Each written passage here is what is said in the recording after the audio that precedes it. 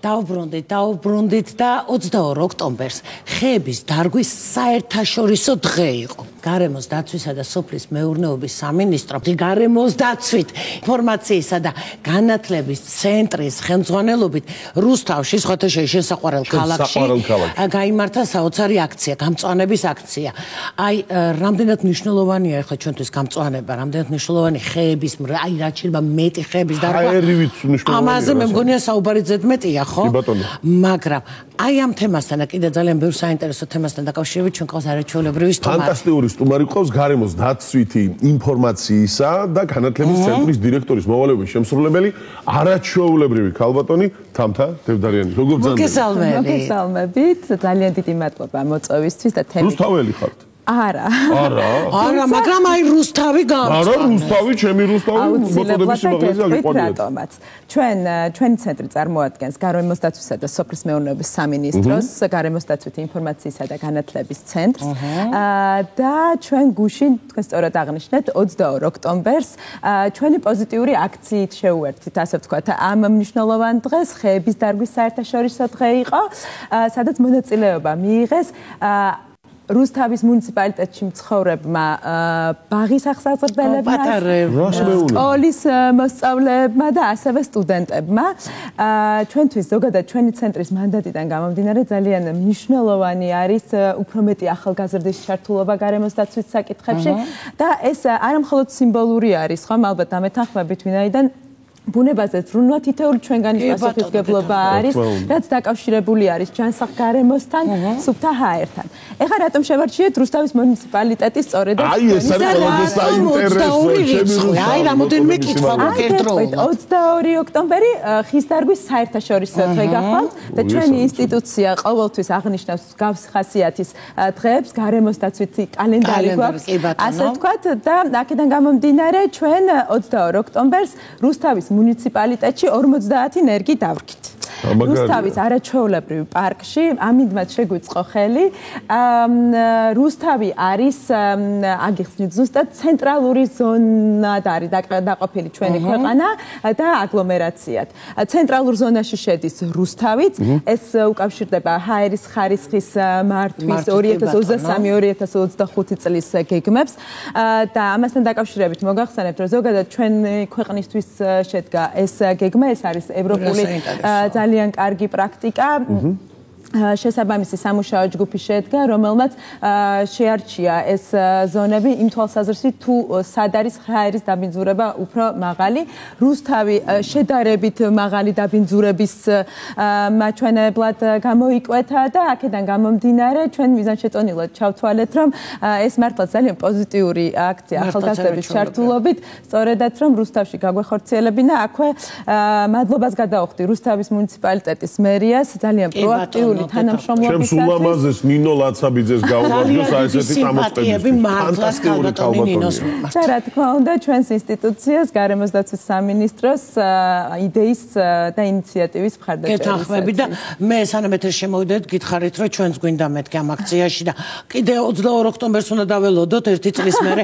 რაღაცა ალბათ გექნებათ კიდე ესეთი აქციები და რაღაცა ესეთი შეკრებები და ჩვენ მზად ვართ მთელი ტელევიზიის და წარმომადგენლები ტელევიზიის და გადაცემის, რომ თქვენთან ერთად გავამწვანოთ. მით უმეტეს იმისას, რომ თქვენ მონამორჩილს სამაში პატარა პრაქტიკა აქვს, სხვათა შორის ჩვენს არაჩვეულებრივ რეკლამა არ გამომივიდეს ჩემი ჰოლდინგი ფორტუნას თანამშრომლებმა ერთად აი ესეთი ამდაგვარი აქცია ჰქონდა და მახათას მთაზე ნაძვნარი დავდგეთ, ჩემ შვილებთან ერთად ვიყავი მისული, მთელი კომპანია ვიყო და აი რა ვიცი, იმდენად სასიამოვნო პროცესია, რომ ხე დარგვეო, აუცილებლად შვილიო და სახლი აშენო და ჩემი სახლის აშენებას არ დაადგა საშვედი.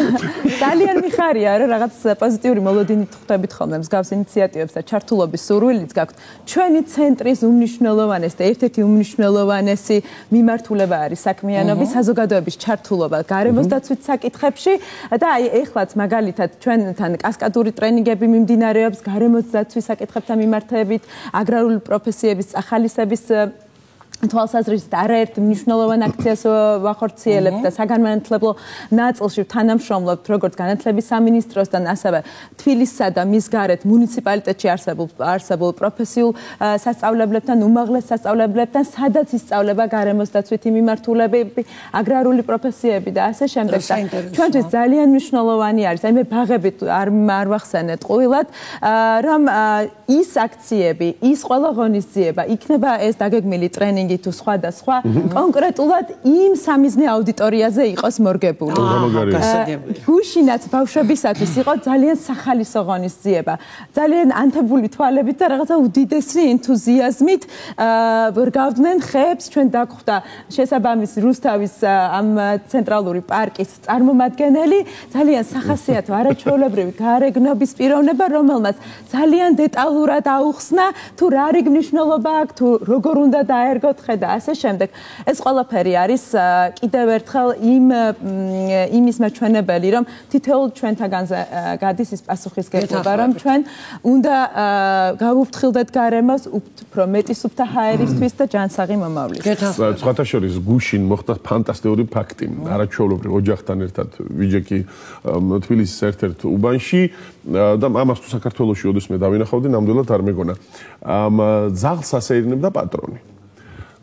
ზაღლმა შესაბამისად და აი გეფიცები აიღო სპეციალური და აი გეფიცები აი ჩემი ხათუნაც მოწოდების სიდარული და ზაღლით მეც ესე დავინახე დედას გეფიცები ბედნიერი ვიყავი. რაც შეეხება რუსთავის პარკს, მინდა ვთქვა, რომ 300 წლიანი ხეებით არის გარემოცული იქაურობა, ძალიან მაგარი ატმოსფეროა. მე ჩემი ორივე ფეხით იქნასიარულები ვარ 1980 წლიდან იქა ვარ ჩემო ბატონო და ბედნიერი ვარ. ეს მეორე ვინ იქნება? აი პირველი რუსთავია არის, რა შემდეგისაც შეიძლება მოხდეს აი ესეთი. კი ბატონო, ჩვენ მე ვახსენეთ ცენტრალური ზონები და ცენტრალურ ზონებში შედის ქვემო ქართლის, შიდა ქართლის რეგიონები და მცხეთის მუნიციპალიტეტი.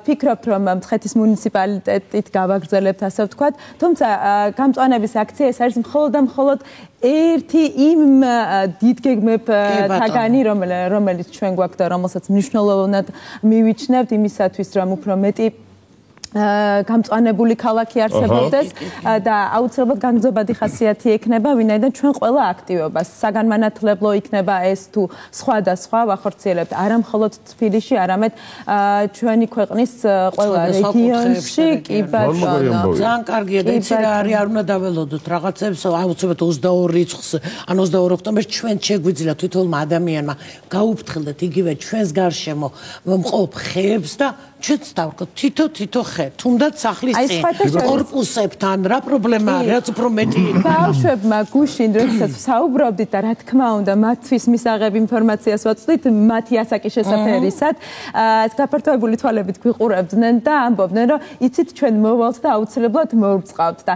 აი ეს არის ზუსტად რაც გიჩენს იმ პასუხისგებლობის გრძნობას, რომ თითოეული ჩვენთაგანი, აი ეს პატარა ბავშვი, რომელმაც დაარგო თავისი სათუთი ხეებით ეს ხე გარემოს ძალიან პოზიტიური ელჩი არის და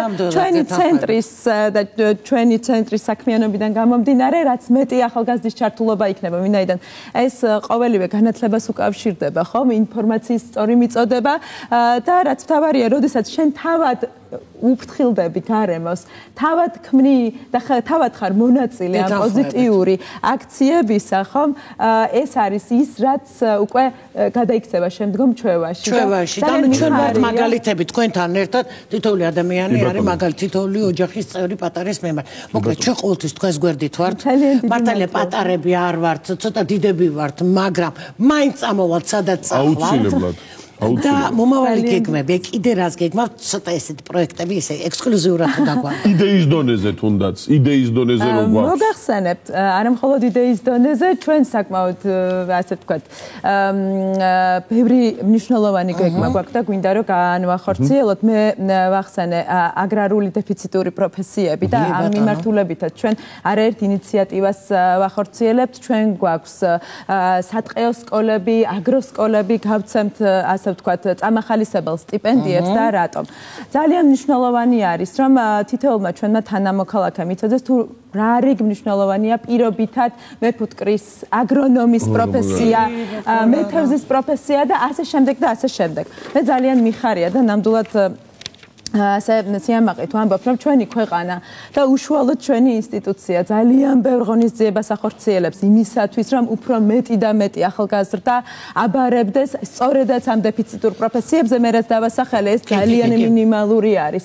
ჩვენი სამინისტრო ძალიან ხელს უწყობს ყოველივე ამას და მით უფრო, როდესაც ხელმისაწვდომი არის მსგავსი პროფესიები, არა მხოლოდ უმაღლეს სასწავლებლის ბაზაზე, არამედ პროფესიულ სასწავლებლებშიც, ძალიან მნიშვნელოვანია, რომ საზოგადოება მიცოდეს ძალიან ცოტა დრო გვაქვს და ძალიან დიდი მადლობა დღევანდელი სტუმრებისთვის.